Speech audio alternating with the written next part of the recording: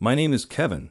I'm an office worker, but there's been a long-standing feud in my department. It's with my boss, Tom. Tom and I always seem to clash. Tom, I really think that approach is bound to fail. Let's plan this out properly, I said. Tom's work is always sloppy, and it causes trouble for the other employees.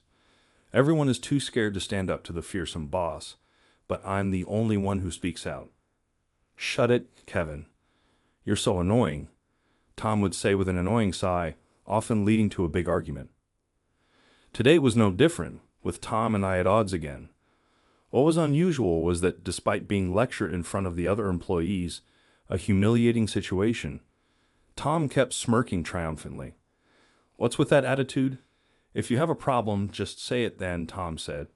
It's because of your attitude that you're a failure as a husband. His smile was like that of a devil, as if he knew everything about my private life. Tom slightly covered his mouth and said, "Oops, can't say any more than that," before heading outside for a smoke. I couldn't stop thinking about what he said and immediately followed him. I have a wife named Emily, 2 years my junior, but our relationship hasn't been great lately. I called out to Tom, who was about to light a cigarette, and asked him what he meant by his words. Tom smirked, lit his cigarette, and after blowing out a cloud of smoke, he dropped a bombshell. Emily is going to remarry me. What? My hand trembled slightly. Tom said mockingly, "It doesn't matter to you anyway, right? You are planning to divorce her soon anyway, right?" It's true that things between Emily and me had been deteriorating, but I loved her. I had no intention of divorcing her. I wanted to work on mending our relationship. However, as if to dismiss my hopes, Tom said, "You're too full of yourself. That's why she's leaving you. Do you know what Emily says about you?" After tossing his cigarette butt into the ashtray, Tom whispered to me, "He's all talk." That's what she said. He then burst into laughter and said, "Your wife's the best," before heading back to the department. I was speechless and couldn't move for a while. I'm just a regular office worker working for an ordinary company in New York, and my romance with Emily started at work. We were in the same group during our new employee training, which led us to get along and eventually start dating. We smoothly progressed to marriage. Emily was very responsible. She even took the lead in our training group, and I admired her work attitude. When we married, Emily wanted to keep working, but I wanted her to stay home and take care of the family. So I told her, "I'll be the breadwinner," promising to provide for us. Then she said, "If we have children, I want to fulfill my role as a mother, so I'm thinking of quitting my job." After that, she resigned from the company and became a full-time housewife. But actually, that might have been the point when she started to change. The biggest issue between us was that we didn't have any children. Emily began to stress out, constantly blaming herself, saying, "Why did I quit my job if we can't have kids?" Whenever I tried to comfort her, she would push me away, yelling, "Don't touch me. You took my job away, and yet you just keep working at the same job. Bring home some promotion news for once." Her anger would escalate, leading us to have heated arguments. For over 6 months, Emily and I went through a rough patch, and during that time, she might have been secretly meeting with my boss, Tom. Apparently, she called me just all talk. Indeed, my mere promise of providing for us meant nothing if I couldn't fulfill it. I remember Tom always favored Emily, and they might have kept in touch even after I married her. Seizing the opportunity as our relationship soured, they probably started an affair. I wanted to confront Emily about everything. However, when I got home, her belongings were gone. The affair was a fact, and now it was thrust upon me. To have my wife taken by my nemesis boss was a humiliation beyond words. Nothing could have been more frustrating. Gradually, I couldn't stand working at the same company as Tom and decided to quit. It was one misfortune after another. "Why are you quitting, Kevin?" my colleagues would ask. I would just smile and say, "I'm moving on to a new job." None of them knew about my divorce or her affair with the boss. I couldn't possibly tell the truth. Maybe I should have sued for the affair, but all I wanted was to escape to a place where I didn't have to see Tom's face. Perhaps there was also a sense of guilt for not making Emily happy. Being alone in the house made me feel even heavier. The absence of Emily made our two-bedroom apartment feel even larger. Though I told my colleagues I was getting a new job, I had no motivation or plans for job hunting and was aimlessly wandering around. Suddenly, I found myself in the nightlife district. Maybe I should drink my sorrows away just for the night. Standing in front of a bar that caught my eye, I resolved to drink till morning in a fit of despair and reached for the door. At that moment, I heard a woman's voice saying, "Ah, there you are. I've missed you so much." Startled, I turned around to see an unfamiliar woman who then grabbed my arm and behaved as if we were a couple, leaving me in utter confusion. What?" The woman, still clinging to my arm, asked, "Where are we going tonight?" Who is this woman? However, I noticed her arm trembling slightly, and her smile seemed to mask fear. Something must be up. Thinking quickly, I played along. "Well, let's go to a place you like." When I said that, she slightly nodded and eagerly said, "Yay. Follow me, please." I followed her lead. She took me to a nightclub. Standing in front of the club, she sighed in relief. "Thank you for going along with my story. I managed to get through thanks to you," the woman thanked me. Her name was Ashley, an alias she used at the club. I was invited by Ashley. "Please come with me," she said and guided me to a seat. Once seated, she explained why she pretended to know me. "I've actually been stalked by a customer who kept insisting on an after-party. He's this awful old guy who would touch my butt and stuff. I always refuse because who knows what he might do if I went with him." "I see. So you clung to me or any guy nearby because you felt in danger." "That's right. It was just awful, but I was saved because you were there. I really like dependable men," she said, placing her hand on my thigh. Ashley was a very beautiful woman, and just that was enough to make my heart race. Having been called unreliable by Emily and essentially discarded, her words had rebuilt my shattered male pride. "Let's enjoy the night," she said seductively with captivating eyes. Just then, a waiter came over and said, "Feel free to have a drink," offering us a menu. "Then I'll take you up on that offer," I said. As I was about to take the menu, an unexpected situation unfolded. "Excuse me," a woman suddenly intervened. "Hey, what's up, Sarah? I don't need help, Ashley. Please stop doing this." The woman Ashley called Sarah glared at her intensely. Then Ashley's demeanor changed abruptly.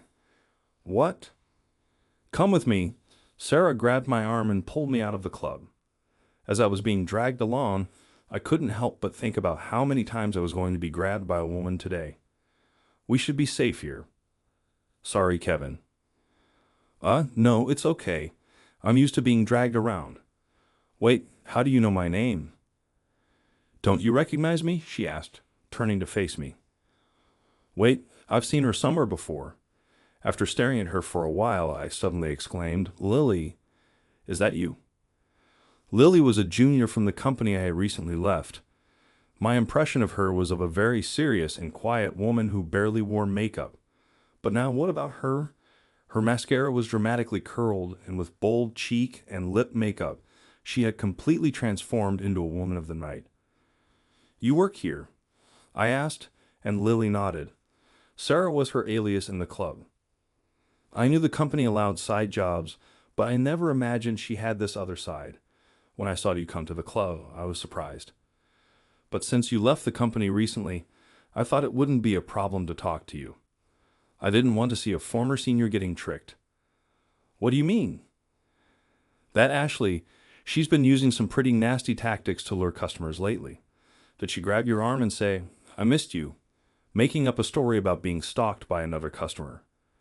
Realizing she was right, I let out an involuntary gasp. Lily sighed as if troubled, just as I thought. It seemed I had almost fallen for a kind of theatrical scam. What a spectacle, in front of a junior no less. I'm so embarrassed. "Thanks for the help, Lily." "It's nothing, really. The club had its eye on Ashley's behavior anyway. I'll report your case to the manager." "That's a relief. Can I ask you something?" "What is it?" "Just curious, but why are you working at a place like this?" I was surprised but added, "You don't have to answer if you don't want to. I just wanted to drink until I pass out today. I feel lonely and wanted to hear someone's story. Feeling a bit pathetic for leaning on a junior, I braced myself and asked her. Lily seemed to ponder for a moment, then whispered, "It's Kevin, so I guess it would be fine." Then she said, "Okay, I understand," and began her story. "Actually, I'm being forced to work at that club, almost like it's against my will." "What?" "My mother is a bit of a mess.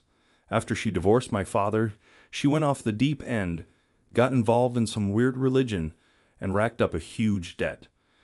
Now I'm the one trying to pay it off." "But that's your mother's debt, not yours, right?" Then Lily turned her face away. "I've always done whatever my mother told me to. She demanded money, so I just followed her orders."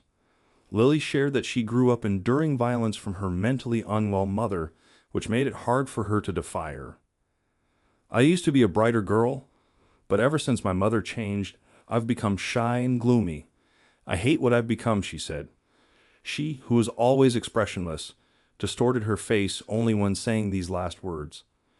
It must have been a very difficult life, a life bound by her mother. Watching her, I strangely felt the urge to help. "Why don't you just run away from your mother?" I asked. Lily looked at me with surprise in her eyes. "But I've tried to run away so many times. But I'm scared. Her presence is just..." Her shoulders were trembling slightly. She might have been reliving unpleasant memories. I gently placed my hand on her shoulder. "Then let me help you talk to your mother." "Why would you go that far for me, Kevin?" she asked.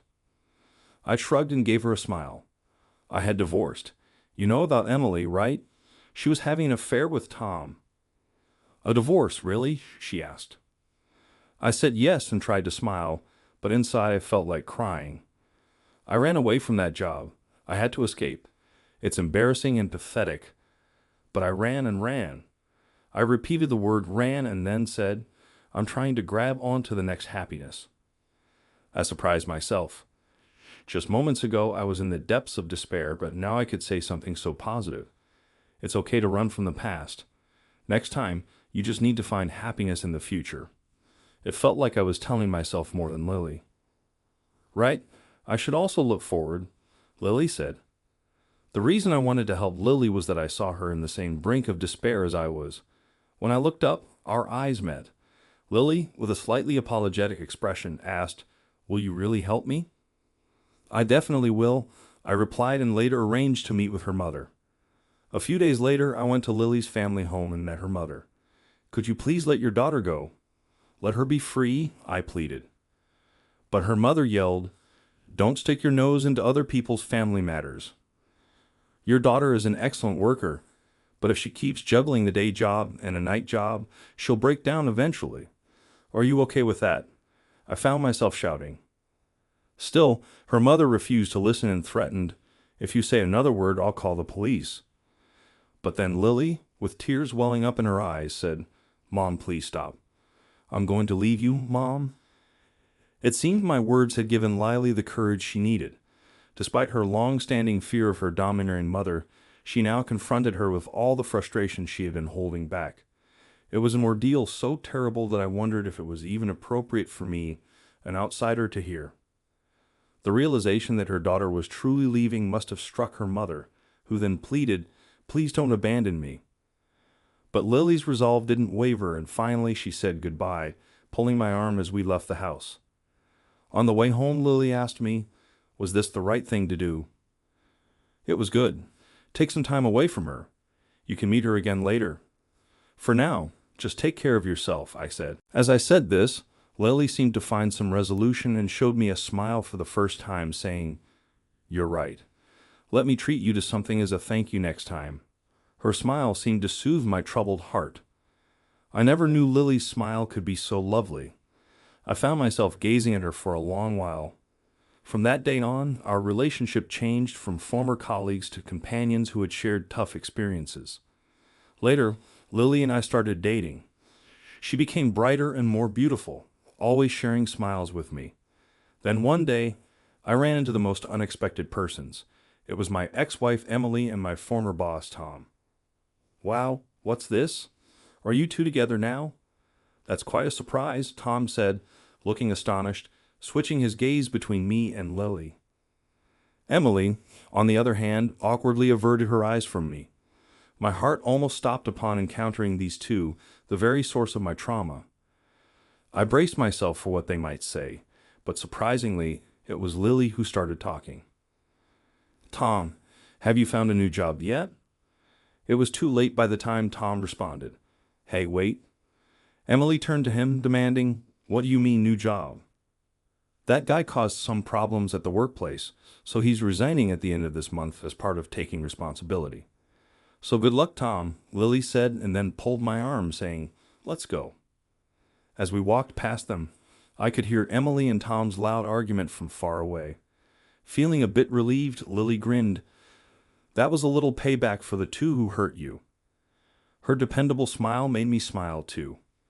With Lily, I felt I could find happiness again. This incident made me sure of her love for me. Actually, in my room, I already have an engagement ring that I've purchased. I'm secretly planning to give it to her in the near future.